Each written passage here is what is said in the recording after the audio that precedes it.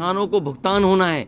सरकार ये जरूर बताती है कि हमने इतना भुगतान किया है, लेकिन सरकार कम से कम वो आंकड़े दे कि इतना किसानों का गन्ने का पैसा बकाया है। और इस सरकार में जहां बिजली महंगी हो गई हो, खाद महंगी हो गई हो और कोई भी इंतजाम मंडी का नहीं किया, कहते हैं मंडी को सॉफ्टवेयर से जोड़ दिया। सच्चाई यह है कि मंडी व्यवस्था को बर्बाद कर दिया। अभी गेहूं की खरीद में कहीं भी सरकारी खरीद नहीं हुई। सरकार बड़े बड़े उद्योगपतियों से मिल गई, बड़े बड़े कारोबारियों से मिलकर के पूरा का पूरा उत्तर प्रदेश का गेहूं खरीदवा दिया गया। इसलिए ये सरकार जहां किसानों की मदद करनी चाहिए थी, किसानों को धोखा दिया।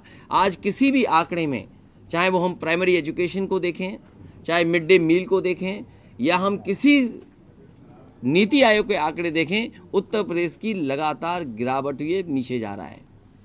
प्राइमरी एजुकेशन में अभी तक किताबें नहीं बंट पाई। अक्षय पात्रा का नाम ले रहे थे नेता सदन, मुख्यमंत्री जी कह रहे थे कि अक्षय पात्रा जैसी संस्थाओं को जोड़ा। मैं उनसे जानना चाहता हूं कि अक्षय पात्रा से जो किचन का मॉडर्नाइजेशन हो रहा था, जो समाजवादी सरकार में दिया गया था, वो सब काम छीन लिया इन्होंने। मुझे याद है जब मथुरा का उद्घाटन हुआ, मुझे याद है लखनऊ का अक्षय पात्रा की किचन का उद्घाटन हुआ, उसी समय उत्तर प्रदेश में 10, जिसमें आजमगढ़ शामिल था, जिसमें कन्नौज शामिल था, रामपुर शामिल था, कई जिले उत्तर प्रदेश के थे जहां पर अक्षय पात्रा के माध्यम से खाना बनना था, मिड डे मील बनना था। इस सरकार ने पूरा का पूरा उसको खत्म कर दिया।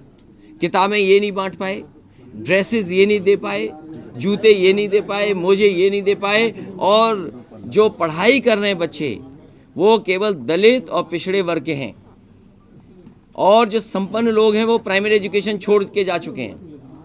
जहां तक पुलिस की भर्ती का सवाल है, जितनी साफ सुथरी पुलिस भर्ती समाजवादी सरकार में हुई उतनी कभी नहीं हो सकती थी। लेकिन हमारे पिछड़े और दलित भाई नौजवान याद रखें, समाजवादी सरकार में मेरिट से भर्ती हुई थी, और जो रिजल्ट बना था वो पहले की आरक्षण व्यवस्था के हिसाब से रिजल्ट बना था।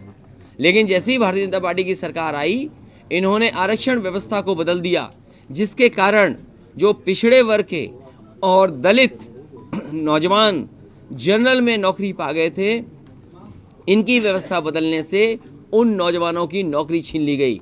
अगर ये दावा करते हैं कि 1 लाख इतने नौजवानों को दिया गया, तो याद रखिए पिछड़े और दलित भाइयों, जो आरक्षण आपको मिलता था उस आरक्षण की वजह से हजारों हजार और लाखों लाख नौजवानों को नौकरी से बाहर कर दिया।